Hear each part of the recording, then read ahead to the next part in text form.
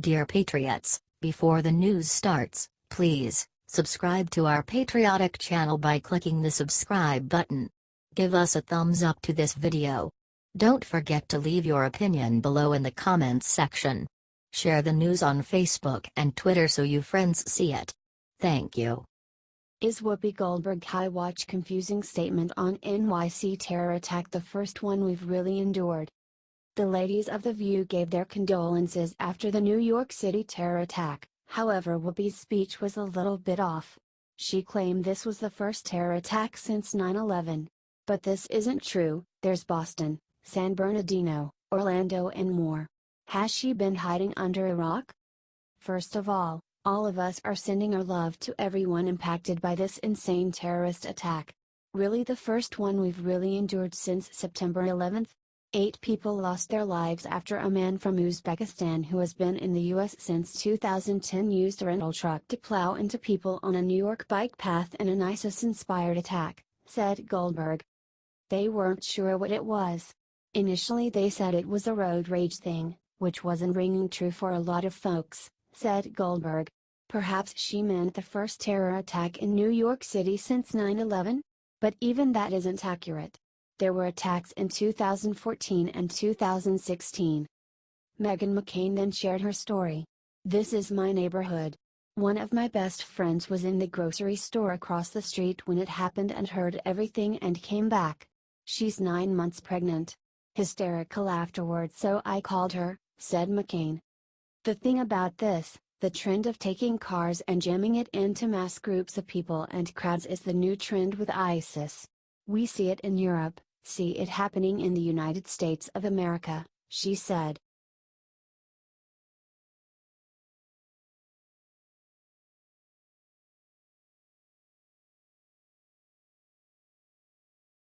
It's outrageous. CNN's Van Jones attacks President Trump for sharing story of his brother's alcoholism. President Trump recently addressed the awful opioid crisis in this county. He explained how he could relate to it because he had addiction in his family. Trump's older brother Fred died as an alcoholic, and as a result President Trump has never had an alcoholic drink in his life. In an interview with Bill Maher, CNN's Van Jones said that President Trump's speech was outrageous. This is one of the things that I think is criminal on the part of Trump.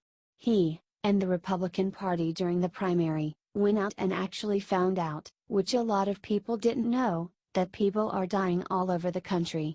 You know, one of my close friends, Prince, died of the same opioid crisis that's killing people in coal country, said Jones.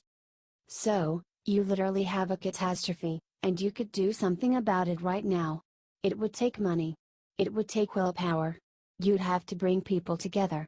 Instead, you do a press conference, a tweet, and talk about advertising. You're not going to save people's lives. With an advertising campaign. And he is a demagoguing his own base's pain and suffering, and it's outrageous, said Jones. There are, in fact, medicines now. You have medically assisted treatment, where you can get people to, instead of having the detox and die model, where you get people just well enough to go and overdose, you could actually fix it, said Jones. But you'd have to bring people together to do it. And Trump doesn't actually want to solve the problem. He wants to demagogue about it. In other words, the idea that there's nothing we can do is false, false, false, and we need to get on this right now, said Jones.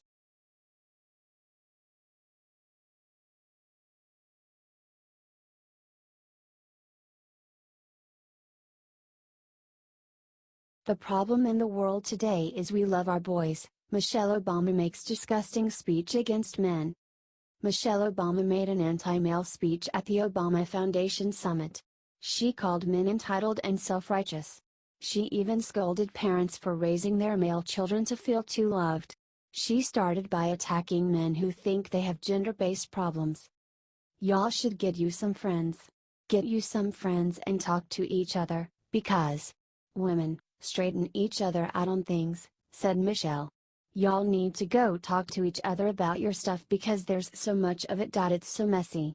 Just talk to each other about why you're the way you are. She then attacked how parents raise children. The problem in the world today is we love our boys and we raise our girls, you know? We raise them to be strong and sometimes we take care not to hurt men, and I think we pay for that a little bit," said Michelle. "So we should be hurting our young boys more? It's powerful to have strong men, but what does that strength mean? Does it mean respect? Or are we protecting our men too much so they feel a little entitled or a little self-righteous sometimes?" said Michelle. Are you glad that she is permanently out of the White House?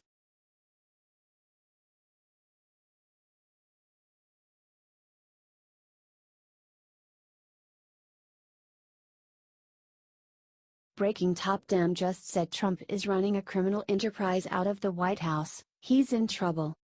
No shortage of abusive statements have been made by liberals and establishment conservatives about Republican President Donald Trump. They have smeared him by claiming that he is mentally ill, that he is unpatriotic and that he is racist. However, never Trump politicians and media figures have clearly decided to save their best for last. Fell 2004 Democratic presidential candidate and former DNC head Howard Dean has just alleged that the president is somehow running a criminal enterprise from the White House. During an interview on leftist network MSNBC, ex-Governor Dean made the wild argument that, instead of just getting some much-needed distance from the White House, Trump taking trips to his residence means instead he is constantly vacationing to promote his own properties. Said Dean, "The promotion is extraordinary. There hasn't been a president in my lifetime that's done anything like this." He added, "In the beginning, the constitutional business about the emoluments clause, which is you're not supposed to take foreign money to influence your policy, it didn't bother me. I thought it was a far-flung argument. I'm not an attorney." He then alleged that Trump or White House workers have been shaking down foreign governments who have moved their events to his hotel in Washington at somebody's request in order to get favors. "I think he's running a criminal enterprise out of the White House and I think that's what Bob Mueller's on the track of." Unfortunately for Dean, wild statements like this serve to completely discredit people who oppose Trump and Mueller's investigation, and many people have distanced themselves from Dean over his remarks. Do you think Howard Dean suffers from paranoia?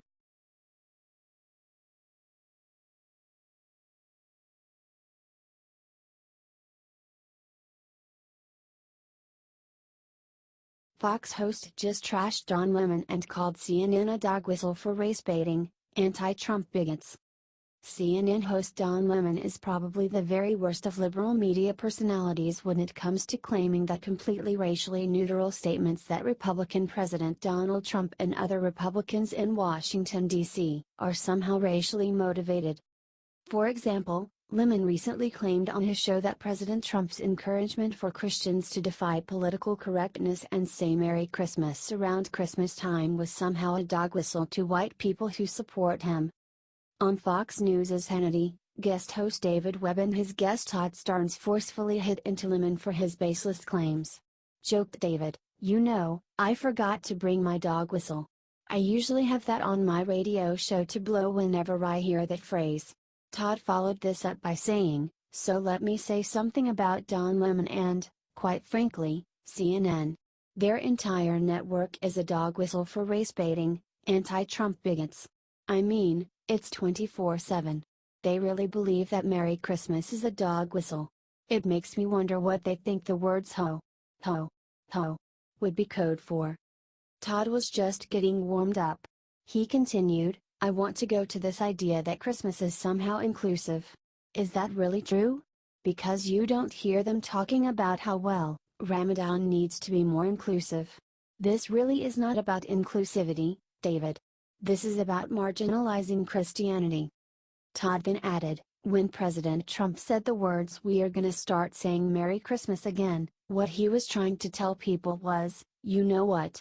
I understand the true meaning of Christmas. Jesus is the reason for the season." That was the message that the president was trying to convey. Do you agree with Webb and Starnes about Don Lemon and other liberals?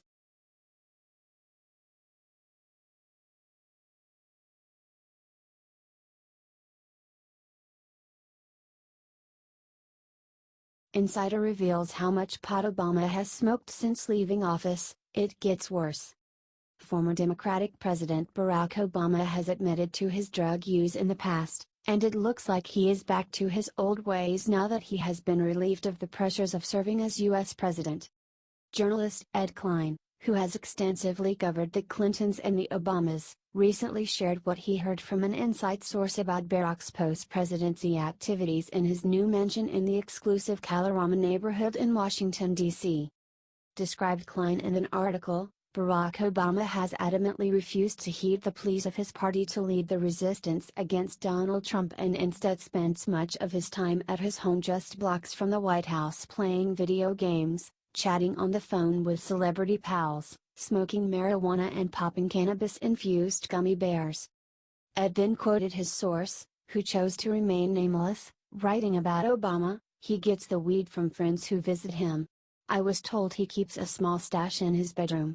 The former president and first lady have separate bedrooms in their Kalorama mansion. He has rolling papers and hasn't forgotten how to roll a joint. Sometimes he'll smoke in his bedroom, and sometimes in the backyard. But mostly he does it when he's traveling. The source added about Barack, "At one point, he became so concerned about people smelling pot around Kalorama that he asked friends to get him some edible stuff. They got him brownies, cookies, and gummy bears infused with THC. Are you glad delinquent Obama is out of the White House?"